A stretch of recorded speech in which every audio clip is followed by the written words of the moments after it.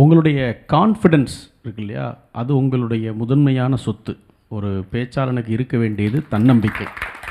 அந்த தன்னம்பிக்கை அவனுடைய டெலிவரி ஸ்பிரிட்டில் வெளிப்படும். அதை அதாவது உணர்ச்சிகரமான வெளிப்பாட்டில் அது வெளிப்படும். அதுக்கு என்னுடைய வாழ்த்துக்கள். மூணாவது, நீங்கள் இந்த தலைப்பில் ஒரு சின்ன இன்டர்பிரிட்டேஷன் பண்ணிட்டீங்க. அதை அறச்சார்பே எனது கடவுளுங்கிற மாதிரி அறத்தோடு இருக்கணுமே, அச்சம் இல்லாமல் இருக்கிறதுல அப்புறம் அப்படின்னு அதை முடிச்சிட்டிங்க. அது ஒரு புத்திசாலித்தனமான உரை. அதுக்கும் என்னுடைய வாழ்த்துக்கள்.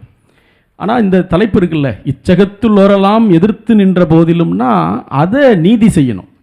எல்லாரும் எதிர்த்து நிற்கும் போதும், இப்போ உதாரணமாக சமீபத்தில் கௌரி கிஷான் என்கின்ற நடிகை, அவங்க மேலே ஒரு உருவ கேலி நடக்குது. அவர்களை கூட்டி வந்தவர்கள் அவங்களுக்கு ஆதரவாக நிற்கலை.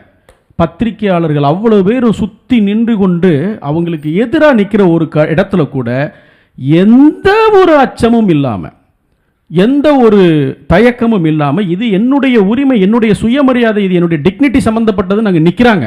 அதனால் நம்ம இன்றைக்கி அவங்கள பற்றி பேசிகிட்டு இருக்கோம்.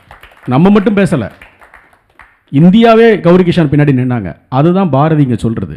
எல்லாரும் எதிர்க்கலாம், ஆனால் என் கருத்து என்னவோ அதை நான் சொல்லுவேன். என் நிலைப்பாட்டில் நான் நிற்பேன். நீதிக்குத்தான் நான் தலைவணங்குவேனே தவிர அநீதிக்கு ஒருபோதும் நான் போயிட மாட்டேன்னு சொல்கிறதுக்கு பேர் தான் ஏன் துணிச்சல்ங்கிறார் அவர்.